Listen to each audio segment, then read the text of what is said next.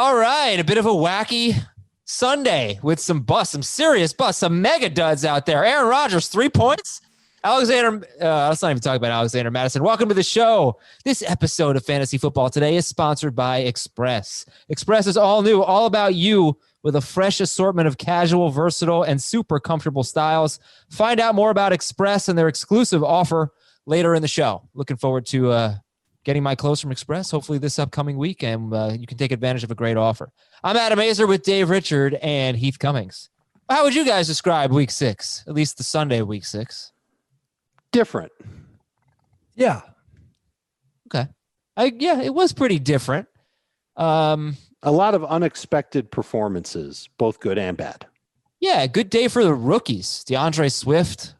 Hello, Deandre Swift. That was great. Yes. Rookie wide receivers were terrific. We're going to talk about them in depth for sure. The big news, we're just going to run through these news items right now because it's not even 8 o'clock p.m. and we don't have the latest information. So here you go. Joe Mixon left with a foot injury. And then he came back. Then he left with about 8 minutes left in the fourth quarter. Miles Sanders left with a knee injury, and it may not be serious, but they have a Thursday game against the surging New York Giants. We're all looking forward to. And by the way, Giovanni Bernard in PPR leagues, he's played 4 games in the 2017 and 18 without Mixon. Scored 18, 13, 19, and 24 points in those games. So Miles Sanders, Zach Ertz has an ankle injury. Devonte Parker left with a groin injury. Hopefully that was score related. Tyler Boyd, leg injury. Jonnu Smith, ankle injury. Mark Ingram, ankle injury. They've got a bye coming up. Darius Slayton was being sort of bothered by a foot or an ankle injury.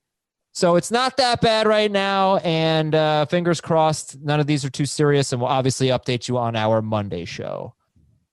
How's it going for you guys? How's Week 6 looking? Pretty terrible.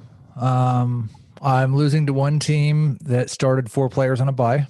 I have 2 5-0 teams, and they're both losing by 40-plus points. But good news, my 0-5 podcast league team is just smacking Jamie and Joey. Is it Jamie that's sharing with Joey, right? No, that's me. Oh, okay. Well, whoever Jamie's sharing with. Jamie and Todd from the St. Jude donation. Yes. Thank you for your donation, Todd, and for the Week 6 victory. Hey, good job, man. Way to go. Watch us on YouTube, youtube.com/fantasyfootballtoday. So you may have heard that the start of the week was Alexander Madison. Actually, you really just misheard it. It was actually Brandon McManus. Sounds kind of similar. Brandon McManus, 6 of 6 field goals today, 18 fantasy points. Good job. That's more than Matthew Stafford and Aaron Rodgers combined for.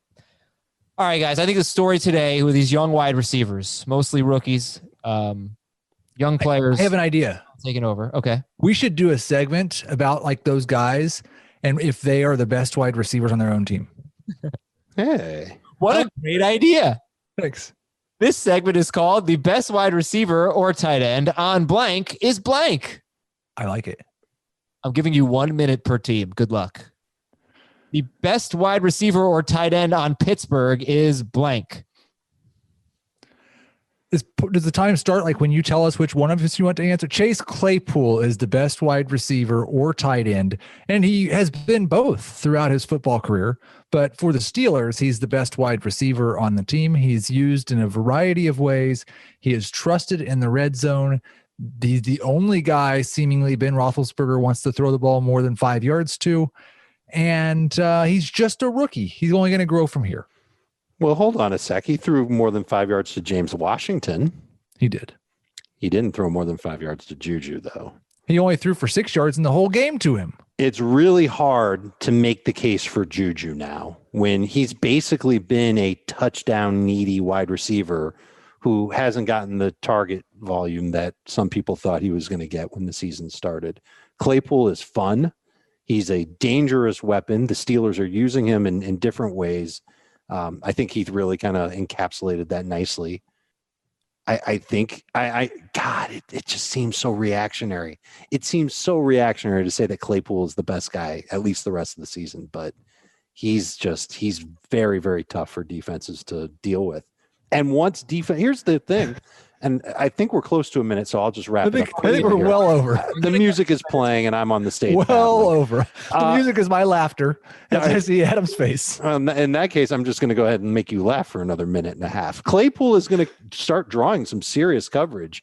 It wouldn't surprise me in a couple of weeks if Juju starts having big games, or if Deontay Johnson's back and he starts having big games. Let's not forget about Deontay Johnson. He's had 2 healthy games. He had 23 targets in those 2 games. I think the Steelers are just really good at making use of guys from week to week, and that there isn't necessarily one guy who every single week is going to be great. Okay, so rest of season, would you rather have Chase Claypool or Odell Beckham? Beckham. Because I want to be clear, I don't think the best wide receiver on Pittsburgh is what the best wide receiver on Pittsburgh used to be. These guys are going to be a merry-go-round. Okay. Yeah. Okay. Keep in mind, Odell was 3rd in targets on the Browns today. Would you drop Juju? No. Ugh. You're not going to do it. You're not. Why are you? That noise that you just made is, I want to drop Juju, but I am not going to drop Juju. That noise that I just made that's one of 5 topics that I've already sent in for Believe It or Not, and that's Adam stealing another one of my topics. I'm just giving you content to embed into the article, Heath. Right? Isn't that beautiful? Well, I thought maybe we would embed it when we did Believe It or Not later in the show, and I said the thing that I wanted to write about. I think it's much easier to embed Juju on your bench than cut him from your squad. Yeah, I can't drop him. Okay, next team. The best wide receiver or tight end on Cincinnati is blank. I'm going to give you just the first initial and the last name. I hope that's okay. Yeah. T. Higgins. What about T. Boyd? He's good, but he got hurt. Right. Okay, so Higgins. AJ Green looked more like a professional wide receiver in this game, but Yep.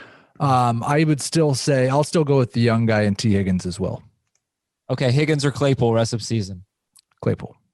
So I think I'd be a little more comfortable saying Higgins. And I know it's not the cool thing to do, but that's what I'm saying. Okay. Higgins has 7 to 9 targets in 4 straight games. He has scored 21, 12, 10, and 18 fantasy points in PPR in those games. And Tyler Boyd has had 2 disappointing games in a row, but before that, he had 3 games with 70 or more yards, 7 or more catches, 8 or more targets. So, he's still obviously quite valuable. And Green, 11 targets, 8 catches, 96 yards. Great game for him. And I kind of had a feeling like this felt sort of like a squeaky Crickets game. Yeah. Or Boyd's okay, by the way. He got hurt and he left for a little bit, and then he came back. He finished the game. All right. So we'll keep going here. The best wide receiver or tight end, this is where the tight end comes in, on Philadelphia is blank. Hakeem This Butler. one's easy. Oh, is that not the tight end you meant? Richard Rodgers. Yeah, Fulgham. It is. Over Ertz. Yeah. Ertz hurts. Ertz is hurt. That is true. Fulgham, who knows? So they do expect to have Deshaun Jackson back on Thursday. We don't know about Alshon. Fulgham now has 3 straight games with a touchdown. He has, I believe, 227 yards in his last 2 games. And I didn't get the updated stats after the game, but I do not think any other Eagles pass catcher has 200 receiving yards for the season. And he's over that in his last 2 games. Travis Fulgham is 51% rostered. Just got Carson Wentz by the end of this game was throwing the ball up in the air, just hoping and praying. And it worked over and over again, it seemed. And Fulgham's touchdown was just like pretty prayer-like. So that was fun. But all right, who's buying Fulgham here? And you think he's really better than Zach Ertz rest of season or Alshon? I think the Eagles are buying Fulgham because they don't have anything else that's both reliable, healthy, and young at wide receiver at this current moment. Now, when Jalen Reagor comes back, he's certainly going to be a field stretcher, but this is a big-bodied type of perimeter receiver that Wentz you previously leaned on with Alshon Jeffrey, and they were hoping would be that guy with Arcega-Whiteside. And I just think Fulgham is fitting in right now. And what choice do they have? Honestly, do you really think after what he's done the last 3 games, they're going to go and put him on the bench and say, all right, Deshaun's back and Greg Ward is good? Greg Ward wasn't good. And Arcega-Whiteside's never really been good. Yeah. Okay. So now we'll rank Higgins, Claypool, Fulgham. Claypool, Higgins, Fulgham. Oh, I think I really... He's just having so much fun with it. He is. I'm gonna say Fulgham, Higgins, Claypool. Wow. Yeah. Okay. I really believe that Claypool's not going to be. I don't think he's going to run for touchdowns every week.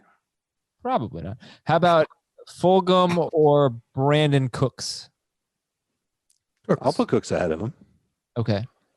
Okay. The best wide receiver or tight end on New England is blank. It's Edelman.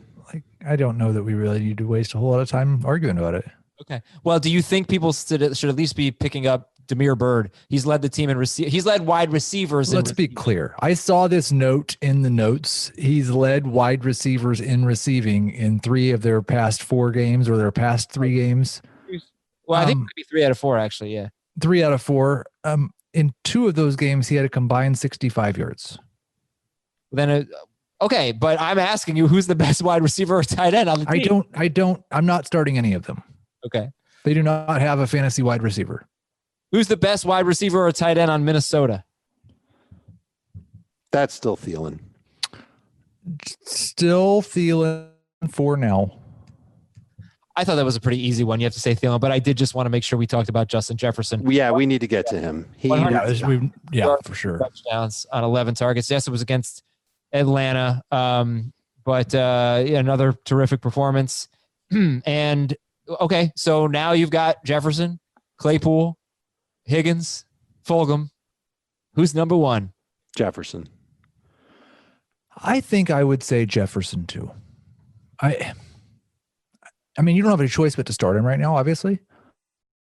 I don't know what Minnesota is going to do. They're talking about making some changes during the bye. They should trade for Jameis Winston. This was only his second game with you mean the quarterback of the Giants? This is only his second game with more than 5 targets. Would you stop acting like Daniel Jones has ever in his whole entire life been as good as Jameis Winston? It's insulting to Jameis Winston. Well, yeah, I mean, Jefferson's still going to have that problem of targets in a lot of games. Right. I don't know. I think that's one of the changes they can make that they can stick with is get him the ball more. Use your good football players in football games. You're welcome, Minnesota. You're welcome. The best wide receiver or tight end on Denver is blank. Tim Patrick. For now. Yeah. Rest of season? Yeah, rest of season. Jerry Jeudy. I'm going to say Noah Fant. Yeah, I think Fant might be the best one rest of season, but Patrick has passed the test. Oh, yeah. I mean, I would start Patrick over Jeudy next week. Sure. I think Jeudy will be better than Patrick by the end of the year. And it's funny because I thought Jeudy was going to be like super ready for the NFL. No questions asked. Just totally like not a dominant receiver, but one that could challenge Courtland Sutton to be the number 1 guy in Denver by the midpoint of the year. And he just does not look good. Do you have the breakdown, Dave, of how many times Gilmore was on Jeudy versus Patrick? I don't have that in front of me right now. No, I tried to watch. I couldn't really quite get a grip. It didn't. I saw him on Patrick one play, and I saw him on Jeudy one play. But that's all I can say. Third receiver on a different play. That wasn't a very fun game to watch, so I didn't watch very much of it. My goodness. You know, it's funny. Not so funny. When I kind of thought this game was going to have to get postponed again, I was going to make a joke on the show that was like, why even bother playing the game? Just give New England the win and give Denver the loss. Nobody thinks Denver's going to win. But that's why they play the games. That is. For Brandon McManus to kick 6 field goals. And Drew Lock did everything he could to throw that. Oh, my God. Do we talk about this now or do we talk about it when we bring up the game later? Go ahead. 3 minutes to play in the game. They're up by 6. 95% of coaches would go conservative and run the ball. Denver has Drew Lock drop back to pass, and he throws a big lob right into the hands of a Patriots defender, and the Patriots have a chance to score with 3 minutes to play. That was the second interception of the quarter. It was the dumbest thing I have seen this year. And I've watched a lot of Jets football. Yeah, we got there's a countdown on Adam Gase right now, by the way. It should be at negative 1 billion. Nobody thinks he's coaching next week, but we will see. All right, everybody. The best rookie wide receiver in fantasy football will be blank. Lamb. Lamb. which is It was easier to say that with Dak, but there's got to be some questions now. Give me your top 3 rookie wide receivers rest of season. this point, rest of season, Lamb, Jefferson, Higgins. Lamb, Jefferson, Chenault. I knew you'd Chenault. I knew it. I knew you'd save Chenault. I knew it. Yeah, look, they're making a really big impact. Good for them. This was a highly touted class, and no love for Ruggs here, by the way. Nobody said Ruggs. They're doing a great job. So we'll see, that typically rookie wide receivers, unless you're, Beckham, Evans, that group 5-6 years ago, whatever that was, they're pretty inconsistent, but you got to have these guys on your roster and they're doing some good things. All right. I am ready to get my clothes from Express. I'm extremely excited. Once I get them, I'm going to go back for more. I got my eyes on the jeans on Express. Let's go to express.com right now and just go browsing basically. But before you do that, you're going to get $25 off your $50 purchase if you just text football to 397-737. Okay? 397-737. Text football. Get $25 off your $50 purchase. Extremely easy to do. Text football to 397-737.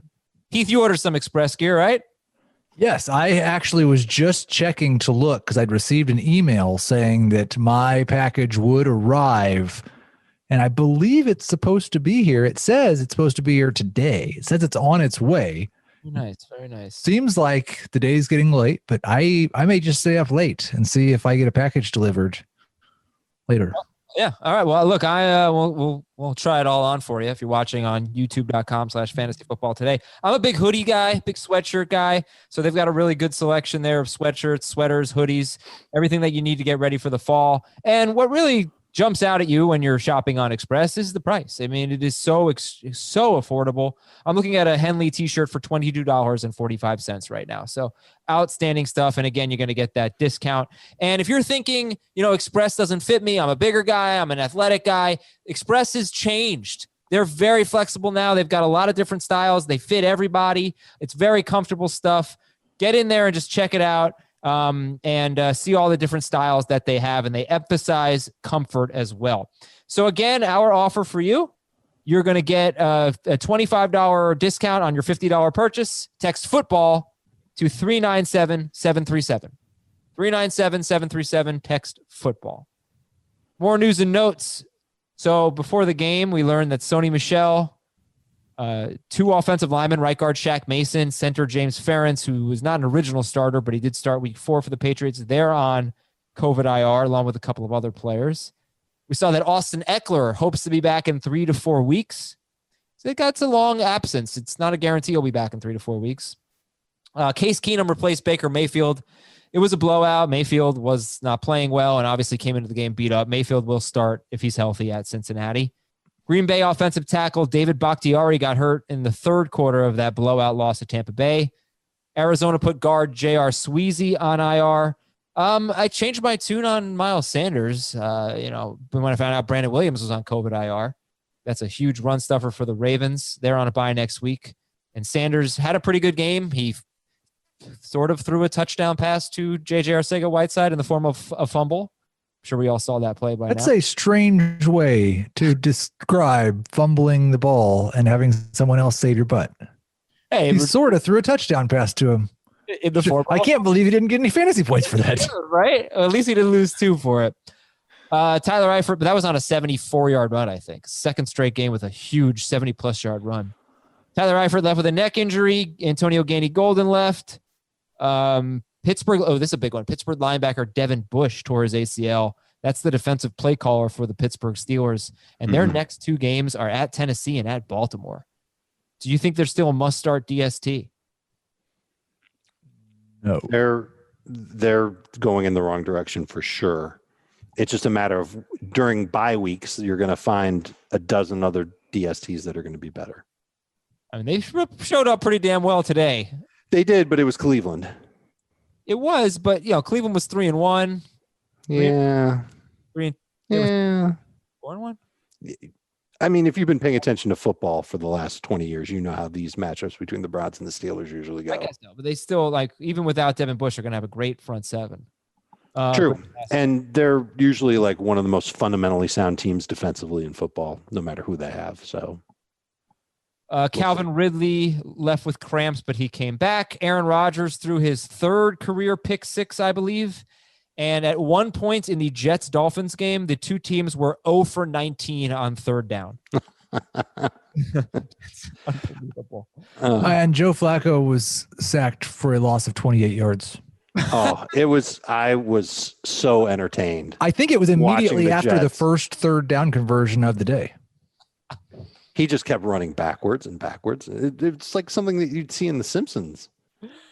So bad. Homer gets a snap. Oh, he's running away from the competition. And literally 11 guys running after Homer, and they tackle him for, a 98-yard sack or something like that. Flacco's so washed. It's brutal. Washed up. Brutal. Washed up. Terrible, terrible, terrible, terrible. Okay, winners and losers.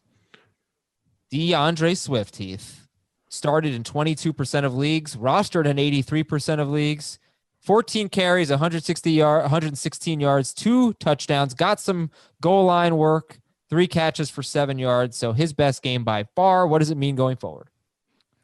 I know what it should mean. I mean, we always kind of struggle to know what it will mean, but what it should mean is that DeAndre Swift is the starting running back for the Lions. DeAndre Swift is a top 20 fantasy running back, and maybe even better. The great thing about this for him is like the area where they had trusted him previously, the passing game, is the place where rookies often struggle to get involved early in the year. He already had that under his belt. He just needed a little boost in the running game. We were hoping, I think Jamie actually his bold prediction on this would be his breakout week coming off the bye week, and it was. And I think there's still a little bit of concern that he's going to have to share more with Adrian Peterson and Kerryon Johnson than you would like. But I would expect 15 touches a game moving forward. I like it. And I like that they're at Atlanta next week. Yeah, that's going to be a nice they're matchup good now, for Swift. Dave. You missed the memo. They see what they did to Alexander Madison. I don't think that's it was all Dan Quinn's fault. They couldn't defend the run. Sure. Actually, it was Julio Jones bringing that defensive presence. Yeah. But, he didn't look like a guy that was hurt, by the way, did he? No, it wasn't on the No. injury report. He was started in like half of our leagues, something like that. Julio Jones. People were hesitant. That's a shame. Yeah. You wake up with a trade offer in your inbox. Le'Veon Bell for your DeAndre Swift. What button do you press? Remember when you were Reject. in the comments thing and like you found the dirty comments that you had sent to people about trade offers they'd sent you in the past? That's the one. Okay, you reject it.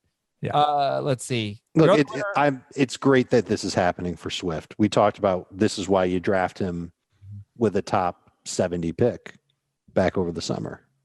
So let's ride it. Trey Burton, 21% rostered. Yeah, we saw him get a little bit involved his first 2 games back, but he was like the focal point of the Indianapolis Colts offense in this game. And he did get a little dinged up as well, but I think he's okay. There was a feature story in the Indy Star about him after the game, and it didn't mention anything about him being injured. He actually ran the Wildcat and got a rushing touchdown. Now, that's not going to happen very often, but also caught 4 for 58 and scored a touchdown. This Colts offense has always been designed to lean heavily on the tight ends in the passing game. And we've seen Mo Alley-Cox do a little bit earlier this year. Jack Doyle scored a touchdown in this game. T.Y. Hilton doesn't exist anymore. So there's plenty of targets to go around in Indianapolis. Trey Burton could be a fantasy relevant tight end. We thought that once upon a time. Remember? When he went to Chicago. When he was Dallas Goedert before Dallas Goedert. That's true. Yeah, we can even go back to his days in Philly to say that. But this is the Indianapolis philosophy offensively. Like it goes beyond just the Colts using their tight ends. That's true. But it's also Phillip Rivers using his tight end. But ultimately, it's Indianapolis wants to use as many people as they possibly can from week to week. Mm-hmm. Well, there are a couple of problems. I mean, obviously Burton's a winner, and that's great. But 2 things. One, he has a bye next week, so you'd have to hold on to him during a bye week, or maybe nobody will pick him up. This isn't the waiver wire portion of the show, Adam. It was the winners. Yeah, no, I get it. And Rivers threw 44 passes, which is very high. They were trailing. Right. Very, very surprising game script for Indianapolis. Yeah, but I mean, like, you can't dispute it. He's been involved 2 weeks in a row, 3 weeks in a row. And that stupid Wildcat play, if you could just hand off to Jonathan Taylor, that would have made a lot of people happier, but whatever. Very selfish play. Dave's winners. Philip Lindsay had 23 carries for 101 yards at New England. Melvin Gordon missed the game with strep throat. He also could be facing a multi-game suspension for his DUI. They get the Chiefs next week. And Travis Fulgham we talked about. But let's talk about Phillip Lindsay. He was started in just 40% of leagues.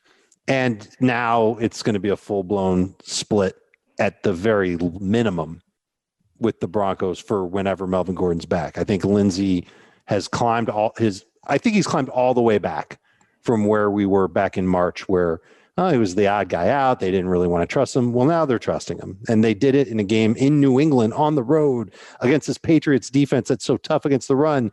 And he had a good rushing average. He had a bunch of nice runs in the game. I think that Lindsay can be a 50-50 back with Melvin Gordon and maybe even start to take work away from Melvin Gordon if he continues to keep this up. Okay. Let's go to the losers. Dave, your losers, T.Y. Hilton and Julian Edelman. Hilton did have a touchdown catch called back on a penalty, but he had 1 catch for 11 yards on 5 targets. Even if he had caught that pass, it would have been like 2 catches for 13 yards and a touchdown. So not good. Which would have been like maybe his best game of the year. Well, last week, T.Y. Hilton had 6 catches for 69 yards on 10 targets, but he has not had a touchdown this year. And the fact that Rivers threw 44 times and 5 of them went to T.Y. Hilton, that's not good. So Hilton and Edelman, who would you drop first? Hilton. And Edelman would be right behind him in non-PPR. But I still believe that there will be games where Edelman's going to get lots and lots of targets. Okay. But you don't feel that way about Hilton? I'm ready to move on. Okay. I just don't. We already talked about that philosophy. I heard that from Heath, and now I know. Sounds like Heath has bad news or something. No. Oh. Okay. Oh, good. Well, I do. Unless it's about Ty. Well, I mean, we're talking about T.Y. Hilton. There's nothing but bad news. Yeah. What about team name Tuesday on a Sunday? T.Y. Very Little. Like, thank you very little thank you for your production, T.Y. Yeah. I thought you were going to go with like T.Y.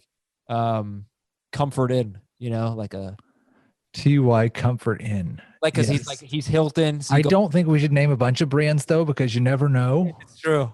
Look, I love it. Might have happened before in the history of our podcast, so let's not do this again. Let's just, T.Y. Cheapies Hotel. Right. There it is. Something smaller. Nick Glazer, by the way, said that Miles Sanders' knee injury is of greater concern than Zach Ertz's ankle. Oh, all right. Yeah, he's not. And they play on Thursday, so that means you're not going to have. Boston You know what Scott. that means? It's Boston Scott week. Yeah. What could go wrong? Okay, Heath's losers are Juju Smith-Schuster and T.Y. T.Y. Very little. Or yeah. no. To be clear, I did send mine in first. I like 2 minutes. But wait. Yeah. You said we have a group text. You said you sent yours in first, your winners and losers. Dave responded to a completely different text. That's correct. Tracker. Like, wanted to make sure that he could pretend like he didn't see mine. So he just sent an email. What time do you think? After. I didn't see yours come in until after I sent mine. And maybe it's just my phone didn't. Adam Azer is can be the arbiter here. I don't really care. Okay, Heath sent his. Do you want me to come up with another loser? No. At 6:36. Dave sent his at 6:38. No, I don't. Let's just talk about Juju Smith-Schuster and how you value him rest of season. Would you trade for him? Would you try to give him away for pennies on the dollar? What would you do with Juju? Like, I don't have any idea. I'm mystified, and this doesn't really happen very often. There's very few players in the history of football have disappeared from the face of the earth like Juju Smith-Schuster is. After being as good as he was, as young as he was. And he did score the touchdowns, which kind of erased it early. But like, if this was, I don't know, other than the touchdowns are the only thing separating Juju Smith-Schuster from T.Y. Hilton right now, to be honest. 100%. And the fact that he has a better quarterback, and so they should score more touchdowns. But his season high in yards, 6 for 69, just like T.Y. Who's got more targets between the two of them and more catches between the two of them? Yeah. So I think that Juju will have. You didn't answer that one, did you? Who has it? T.Y. has more targets. T.Y. has more targets, but Juju has more catches. T.Y. has a lot more almost touchdowns. Juju scored all of his almost touchdowns. T.Y. has an almost touchdown every single week and never scores. It's true. It's true. It is. Third angle. Okay, so let's say you're drafting again today. What round are you looking at Juju Smith-Schuster? 8. I'm going to be a little more optimistic. Would you 6, rather, 7. I'm sorry, Dave. Would you rather have okay. Juju or Darius Slayton? Slayton. I'm telling you, Juju is going to come around. Just it's the nature of what Pittsburgh is doing on offense. They do not have a pure number one receiver. Well, right. That's the thing. When you say Juju's going to come around, that's not the same thing as Juju's going to have a 100-yard game where he scores a touchdown and then you're going to start him and he's going to fail again. Is Juju going to come around to where he's reliably producing as a fantasy starter again? I'm not going to say no. I don't know. And I am not, and I've never been the Juju guy on our shows, but I think that if once it's established that Claypool is a problem that defenses have to address, all bets are off for all three of the receivers. But I think the spread is going to be pretty even. I think you know what the expectations are going to be for Juju. He's probably going to, this target share that he had today is ludicrous. He'll get more than that. I would absolutely trade for Juju Smith-Schuster if I could get him dirt cheap. Juju Smith-Schuster or T. Higgins? So I think Higgins might actually be better because I think he's going to ultimately be the number one guy for Cincinnati. And we've already, so Brandon Cooks is ahead of him. Yeah. Darius Slayton's ahead of Juju, right? I think. It's like, I don't know what But you're I giving think up for Slayton's going to Juju. be up and down. Cooper's about to come back.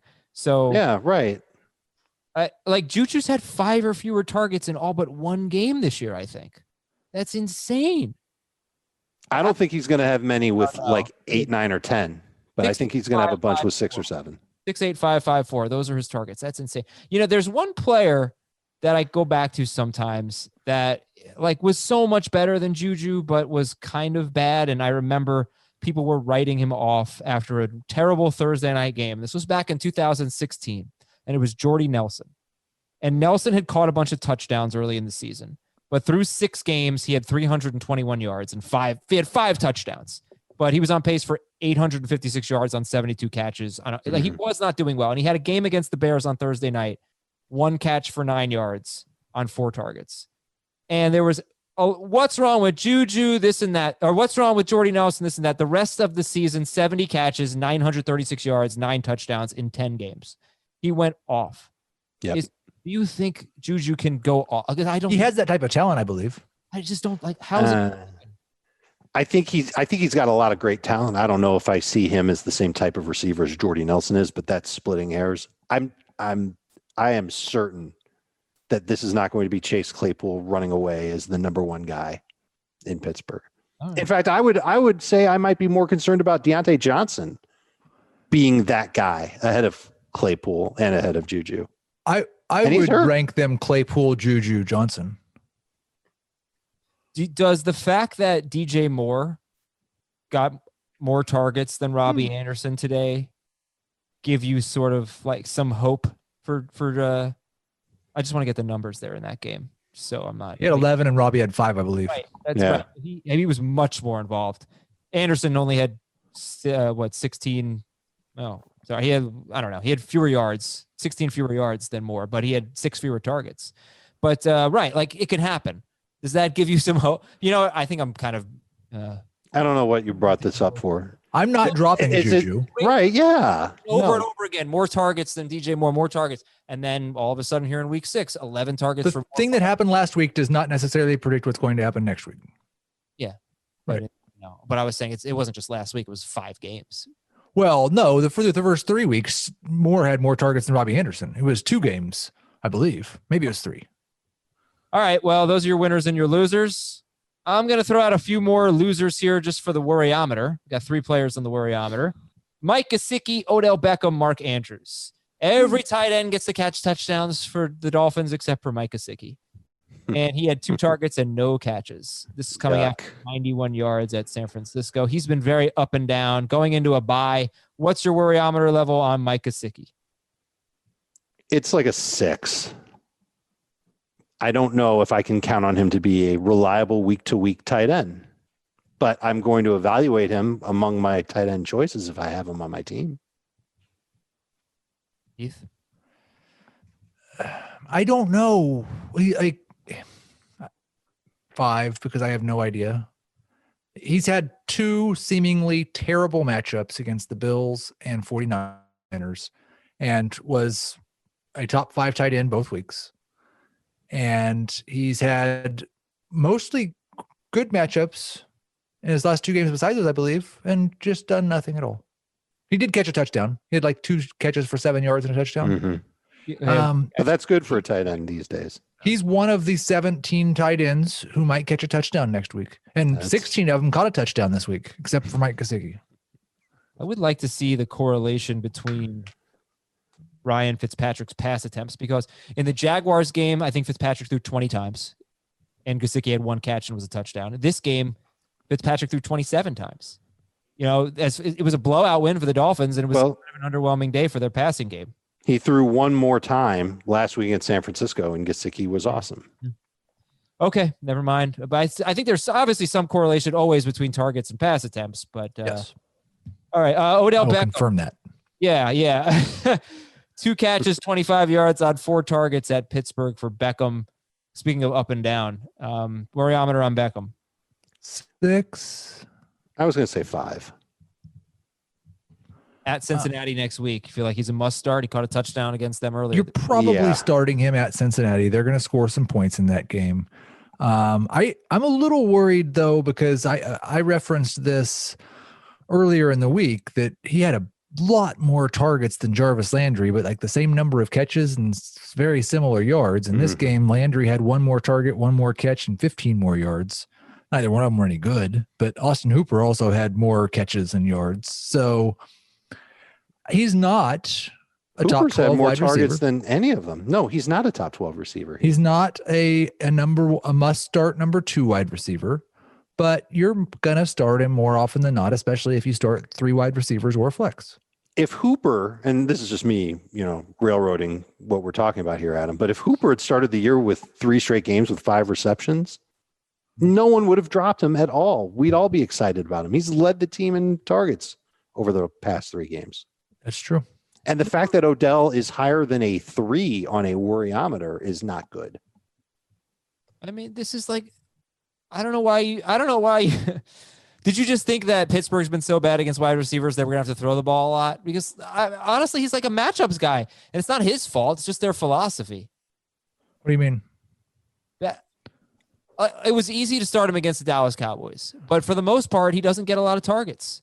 So why did we like him so much this week? We thought that the Browns would be playing from behind and have to throw a bunch of passes, and he gets a 1/4 of their targets. So we thought if they threw 40 passes, he'd get 10 targets. Yeah, I know. And I honestly, like, my most agonizing decision this week, believe it or not, was 2 QB league, Nick Foles or Baker Mayfield. And I thought the same exact thing that you did. So I was like, I'm just going to go with Baker Mayfield. Believe it. Yeah. So, but I don't know. I guess I just still think that the Steelers were better than they had been defensively. My point is, like, he's certainly not matchup proof, Odell Beckham. I think we've established that. Correct. Maybe it's more game script than matchup, but either way. Mark Andrews. All right. It's probably dependent on how we think Baker's going to do from week to week. Mark Andrews, I think I have the stat right. Please don't hate me if I don't. But now it's going back to their week 8 bye. That is 14 games.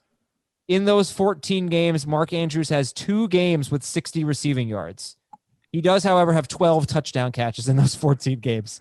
But 2 catches, 21 yards on 4 targets at Philly. But you used to yell at Dave Richard for saying, I'm looking for a receiver that's going to get me 8 points without a tight end, you mean? A touchdown. A tight end is going to be 8 points without a touchdown. And now there just aren't that many those guys. He's had a bunch of games with 50 to 60 yards. Yeah. This is concerning. It's concerning that in half of his games this year, he has 4 targets or fewer. But he's had 6 or more targets in the other ones. He's a tight end also. So you're going to start him. We lost Jonnu Smith today, for goodness sake. Please, I hope not. Yeah, I understand he's a tight end, but is he the number 3 tight end? Is he a stud tight end? Is he a, my worryometer on Mark Andrews is 0. Okay. 2 right. For me. Okay, let's go to the games. Yeah. Here we go. Green Bay and Tampa Bay. It was a blowout. Tampa Bay and Tampa Bay fell behind. I think it was 10-0 in this It game. was. Yeah. And then they win 38-10. Holy cow. Heath, what do we got? Believe it or not. Believe it or not, there's not going to be enough pass volume in Tampa Bay to support Chris Godwin and Mike Evans as elite wide receivers. I don't believe it. I think they were like sixth in pass attempts per game or something like that coming in. So I'm going to say no. I don't. I think about who their quarterback is. I think about who their head coach is. I think about who their play caller is. Well, I don't just mean pass attempts, but we're 6 games in now, and we've got one 300-yard game from this offense in the passing game. And by the way, Mike Evans has now played 3 games with Chris Goblin, and he has 14 yards in 3 games. So I'm just saying. You know, I don't know. I don't know, man. Rob Gronkowski led the team in receiving today. It's a good question. Maybe it's not the volume that I'm worried about with Evans. Perhaps it's just the fit with Brady. Chris Towers. I think he's not at 100%. Well, he certainly wasn't. Actually, I heard that on the broadcast. Bruce Arians said he probably should not have played last Thursday against the Bears. So he may be closer now, but he certainly was not last week against the Bears. Well, all right. Do you still think right now Godwin and Evans are must starts? Yep. Yes. Yeah, I don't believe it. You don't believe it. Okay. But I got to believe it or not. Like, I feel like I've got to try to convince you guys to believe it, whether I believe it or not. No, I think you should just pose the question, or I guess it's a statement, not a question. And then we chop it up after that. Believe it or not, there's nothing to worry about Ronald Jones the rest of the season. I do not believe that. I don't either. That's 3 straight 100-yard games. First Bucks running back to do it since Doug Martin. I think he looked the best this week. I think this was his best game so far. He's a hammer. He's turned into a hammer. Right? It's incredible. Yeah. Which is funny because they said they wanted to use Leonard Fournette in the fourth quarter, but this is the guy that's breaking people's backs in the fourth quarter. I think he's earned himself some leash. Oh, I definitely think he's earned himself some leash for sure. I don't feel quite comfortable saying there's nothing to worry rest of the season. Okay, so let's do some Ronald Jones ors. Ronald Jones ors Todd Gurley's. I'm doing it, Jones. Rojo. Ronald Jones or James Robinson. He's fading, isn't he? A little bit. Robinson. I think I got to go Jones. All right, let's do a Packers buy or sell. Buy or sell. Marquez Valdez-Scantling is going to be a number 3 wide receiver. So, of all the guys on the Packers, that's who you're going to pick? What was I going to say? Like there's no Tanyan. Look at Robert Tanyan. He get hurt, but he also 3 catches, 25 yards on 4 targets. Aaron Rodgers threw for 160 yards with 2 picks. Okay, drop Robert Tanyan, buy or sell. Buy. I think you can consider it. But if you're streaming and you've been streaming 2 tight ends, he could still be on your roster. It's not the 25 yards that bothers me. It's the 12% target share. Yeah. Well, it's only 1 game, though. Well, no, it's like he's not ever been a thing when Devonte Adams was healthy. Yeah. Okay. So who would you rather have, Tanyan or Gesicki? Gesicki. I think I'd rather have Gesicki, but it's extremely close between both of them right now. And yeah. And by the way, first game without Vita Vea for the Bucks. Aaron Jones had 10 carries for 15 yards and a touchdown, but Williams and Dillon were better. He was even lucky to get that touchdown. They combined for 9 carries for 65 yards. But yeah, still very solid. Cow. Sorry, I wasn't focusing on you guys. Oh, it's okay. Something must be happening in the game. Pittsburgh 38, Cleveland 7. By the way, Ben Schrager with a great stat. JJ Arcega-Whiteside scored 8 fantasy points today without registering a catch. Those 8 points are the most fantasy points that JJ Arcega-Whiteside has ever scored. He did that without having a catch. That's incredible. And the fumble recovery. Mm-hmm. All right, Heath. Pittsburgh 38, Cleveland 7. Pittsburgh had the ball for more than 34 minutes in this game. What do we got? Well, I think you've stolen my top two. So, believe it or not, Austin Hooper is a top 12 tight end rest of the season. Believe it. PPR, I believe it. Pretty low threshold. I guess I'll believe it. 23 targets in his last 3 games. 15 catches in his last 3 games. Kind of already chopped this up. Yeah. I don't know. I mean, I'm still not super excited about it. It's a really No good offense for passing game for the pass. But look at where we are with tight ends. How many tight ends are getting 5 catches a game in the NFL in 2020? Still doesn't have a touchdown though. That will happen. Hey, he has a touchdown. What are you talking about? Hooper? Oh, He right. scored on Right. Dallas. Sorry, I was looking at my Jarvis Landry note. My bad. Yes, he has a touchdown. Okay. Top 12. Jared Cook or Austin Hooper? Cook. Hooper. Ooh. Yeah, he doesn't like Jared Cook. Drew Brees likes Jared Cook. Ben Roethlisberger had 12 fantasy points, but played pretty well. Just didn't need to do much in this game. Pretty reassuring game for James Conner, fair to say. Yes.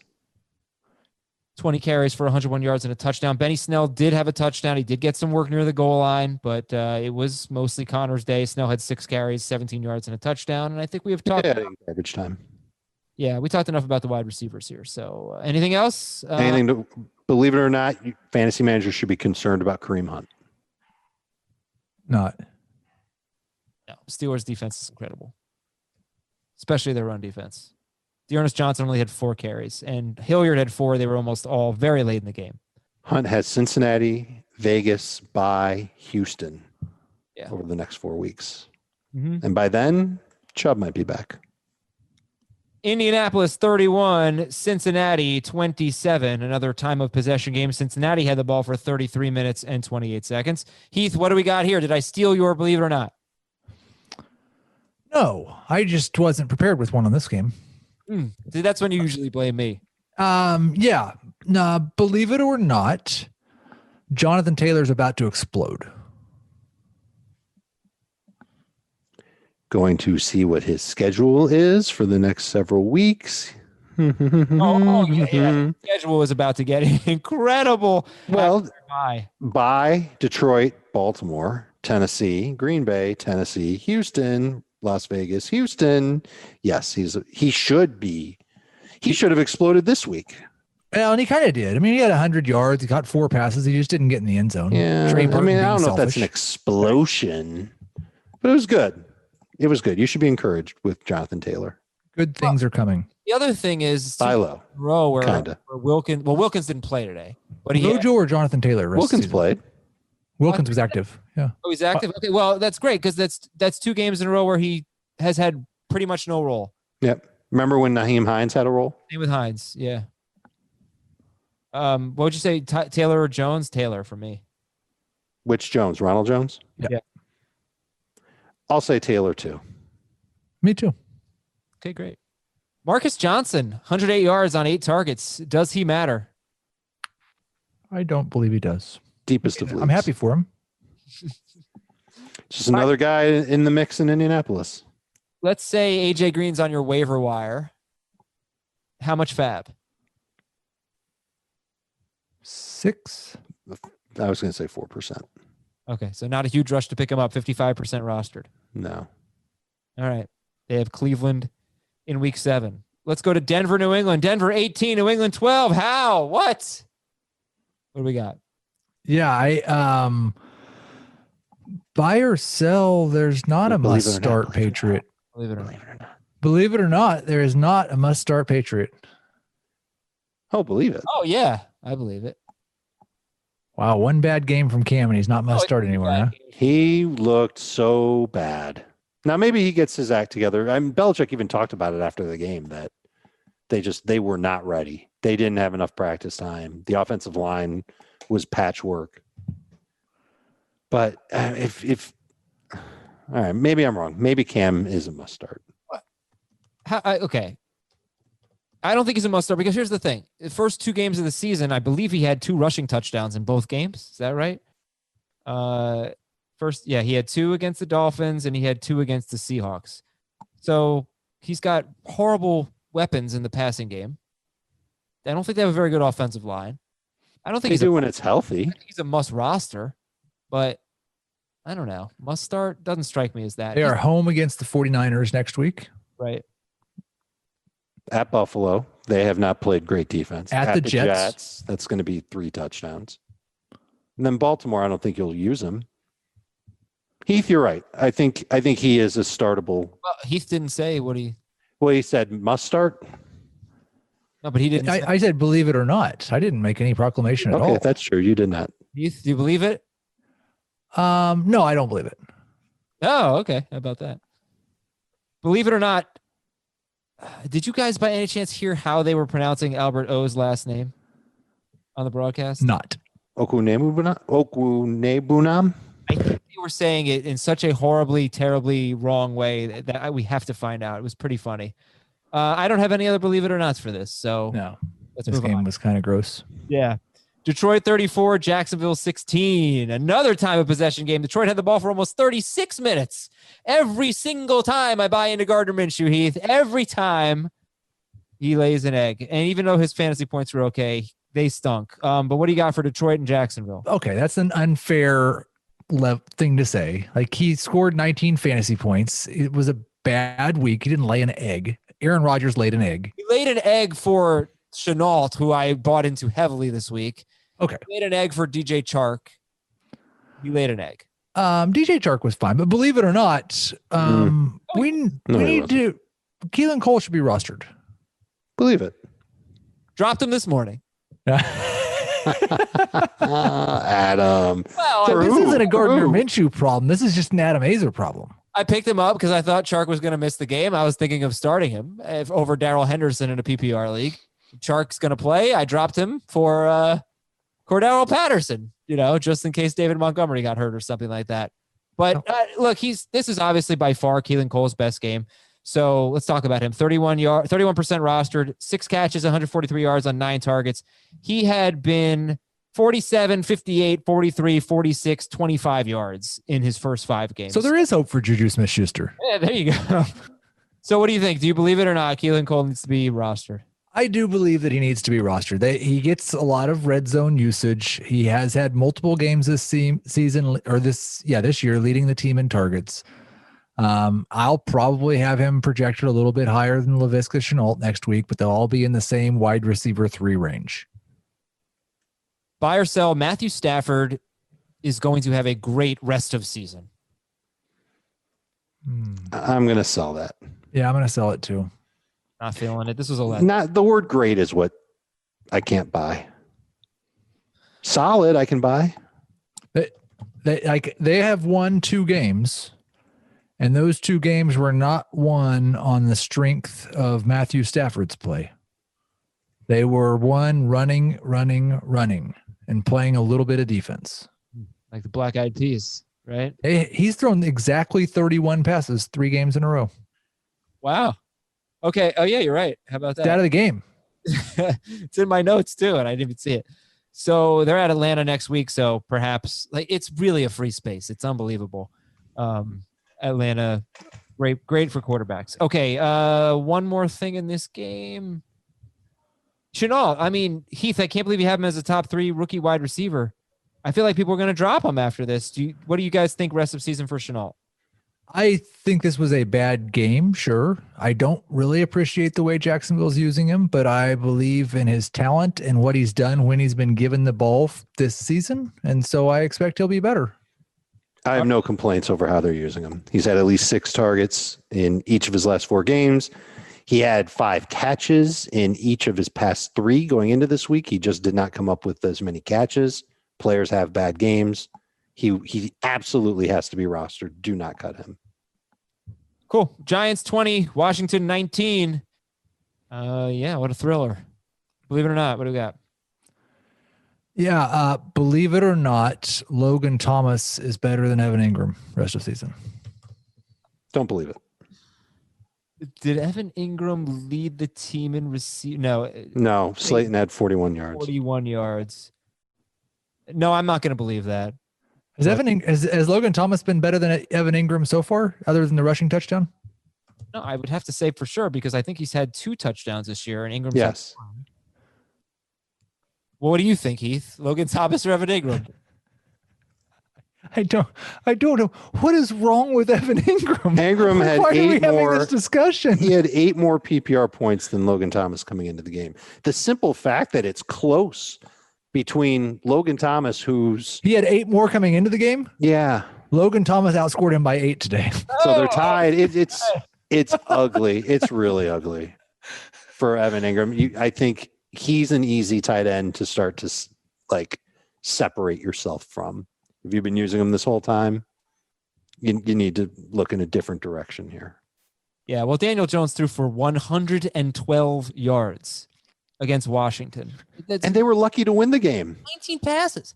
Yeah, I don't know if they got conservative or what, but they had a lead, and he threw that interception. They drove down the field. He threw another, just like in the Steelers game, they go all the way down the field. They get inside the 10-yard line. He throws another interception. Ridiculous. But you look at the running backs in this game, Gibson, McKissick with a big game. That's 7 catches, 3 straight games with 6 or 7 catches and more than 40 receiving yards. And then you look at Devonte Freeman, who's getting a lot of work. How would you rank them rest of season in PPR? Gibson, McKissick, and Devonte Freeman. It's really close for me between Gibson and McKissick, and maybe I'm just a little stubborn to not just say, screw it, McKissick. But I'm going to go Gibson, McKissick, Freeman. I think I'd go Gibson, Freeman, McKissick. Again, another game with plenty of touches for Devonte Freeman. Just didn't score a touchdown, but I'm pretty encouraged by what I've seen from Devonte Freeman, and I think he's going to be a borderline number 2 the rest of the way. I'm worried about the efficiency for sure with Freeman because he has not had a good rushing average. Yeah, I don't think he's going to. Here. Yeah, I know. So we're kind of. What are we saying here? Because he's had a bunch of plays where he does look good, and full disclosure, I haven't watched the game in week 6. I don't know how many runs he had in week 6 where he looked good, but a lot of the runs where he looks bad, it's because of his offensive line more so than him. Yeah, I agree. He had 10 PPR points back-to-back weeks before this game. No, he had 10 and 16. Yeah, for fantasy, he was good last week. He only had 7 in this game. That was a bad game, but there's not enough running backs to say he's definitely not a top 24 guy. But he's on this, I would say, the second worst offense in football, ahead of the Jets. Yeah, that's just my opinion. I know going into the game, I think they were going into last week, they were the lowest scoring teams. Now it's the Jets. The Giants put up a lot of points against the Cowboys, but they scored 20 points against Washington with a defensive touchdown. So it's just, the correlation between scoring offense and running back fantasy points has not been as strong lately.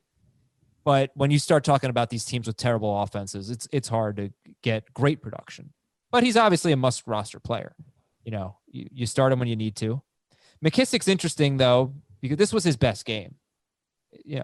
Especially with the running game, 8 carries for 41 yards. I don't know how you take him over Gibson. I'm glad, Dave, that you took Gibson over him. You got to stick with that because Gibson himself had 4 catches today.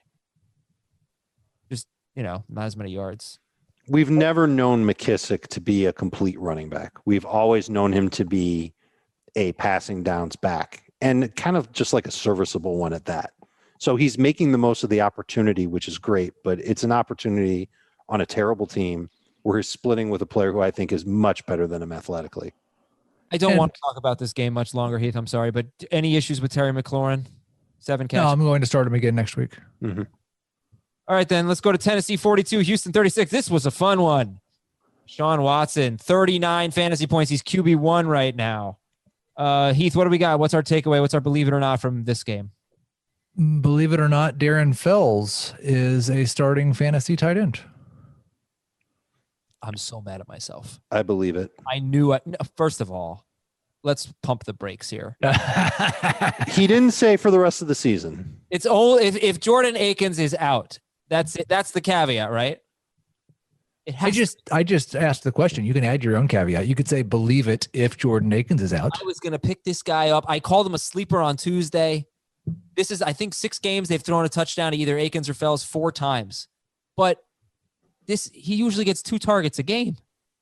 So that's my caveat. I'd pick him up if Akins is out. Agreed. And who do they face next week? They have Green Bay, who just struggled against Gronkowski, who's slower than Fells. Okay, what else do we got? David Johnson is a sell high, buy or sell? I would sell on him being a sell high. Yeah. Like he's kind of Devonte Freeman on a better offense. I think he's better than Devonte Freeman. Not going to be particularly efficient, but they'll score more touchdowns and he might catch a couple more passes. Ruined his streak of 4 consecutive weeks with 2 catches. Only had 1 this week. But I think he's going to he's 5 weeks in a row now where he's had more touches each week. First week of the season, this week with 20 touches.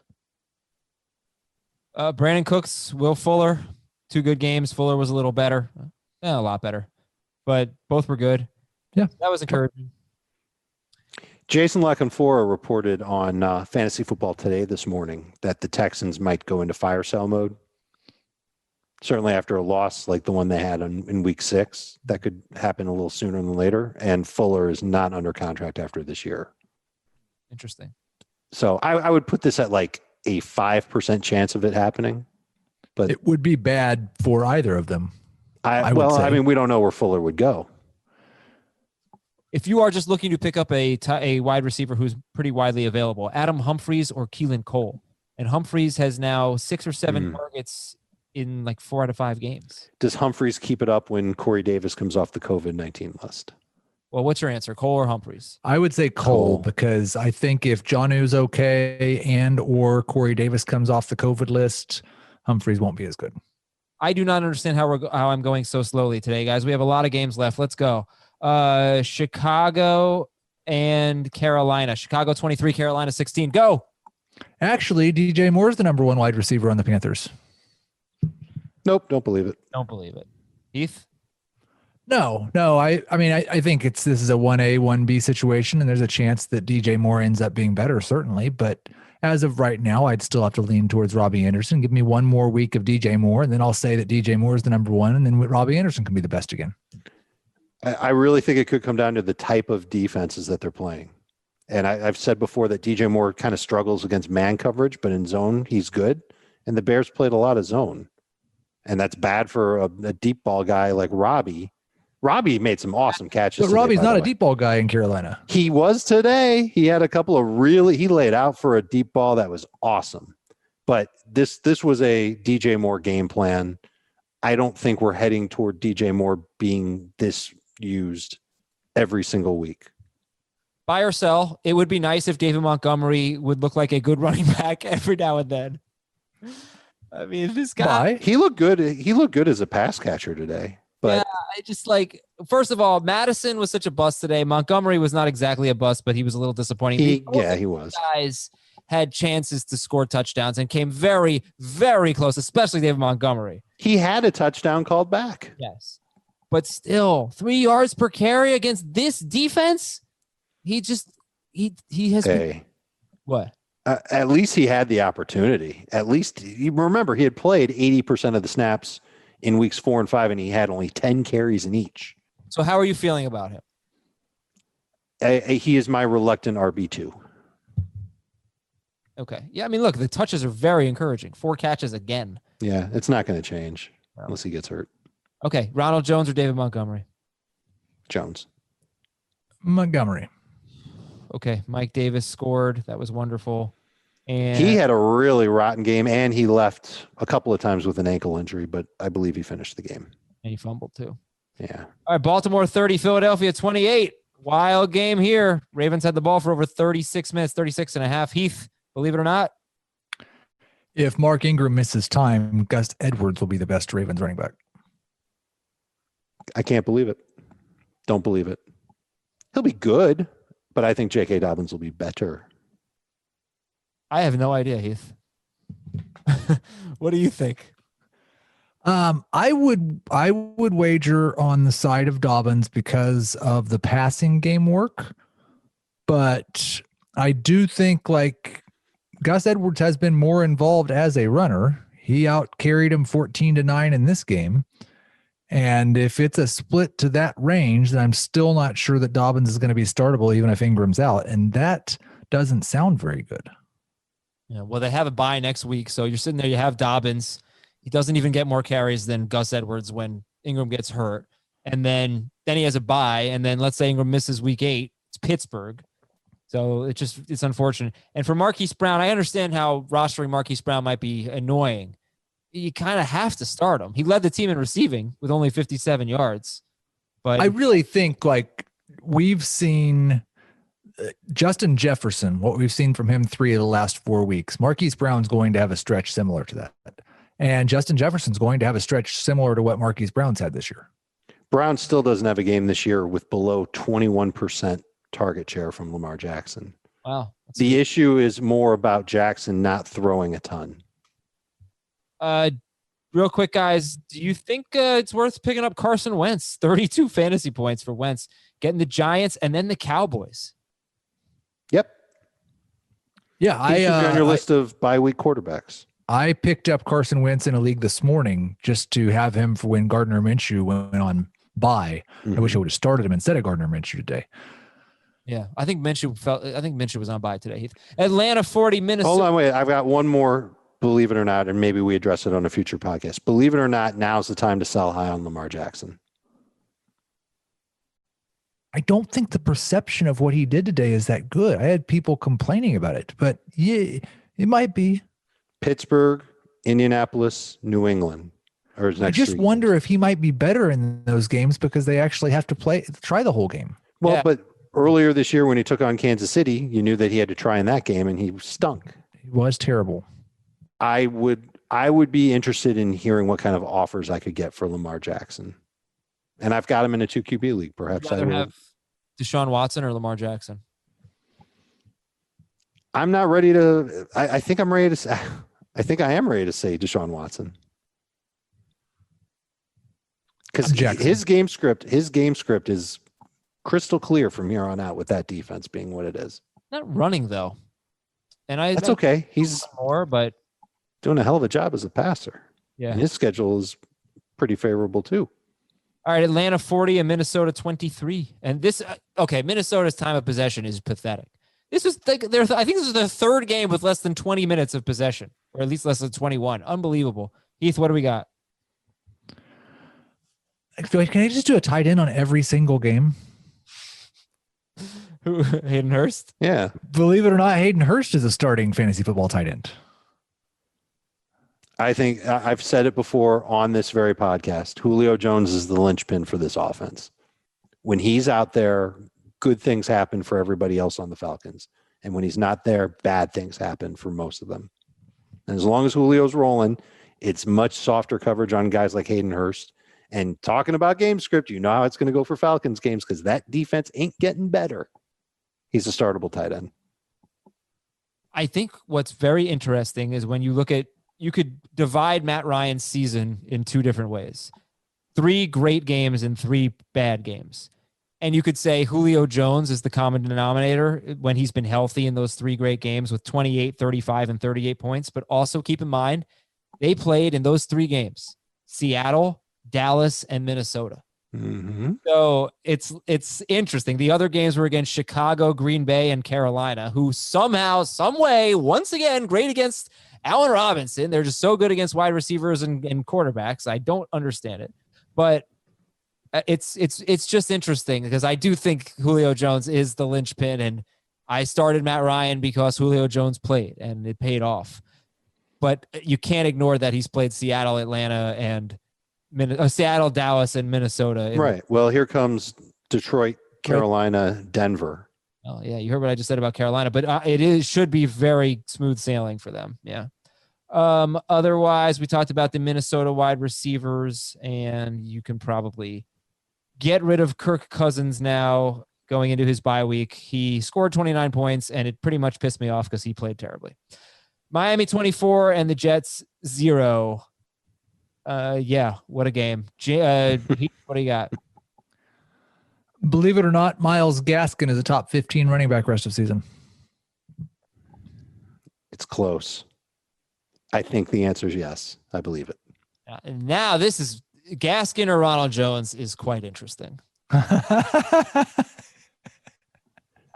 you take the physical runner who's going to score more touchdowns, or the more versatile runner who probably has the job locked up the rest of the season as long as he stays healthy? You tell me. I think Jones carries a little bit more value. Heath? Rojo. You have any thoughts on Jamison Crowder's disappointing day? 13 targets absolutely keeps him in the starting rotation for my squad. How about Rashad Perriman coming through for 62 yards and 4 catches? 86 to go, guys. Dolphins are going to make the playoffs, by the way. What's that? Dolphins are going to make the playoffs. They got to get healthy on defense. That's part of the problem. 3-3. They don't need It was cool to see Tagovailoa Vailoa play. Yeah, sure. They're going into their bye. They'll get healthy. Okay, look at their schedule. Rams tough. At Arizona, that won't be easy. Chargers, Broncos, Jets, Bengals.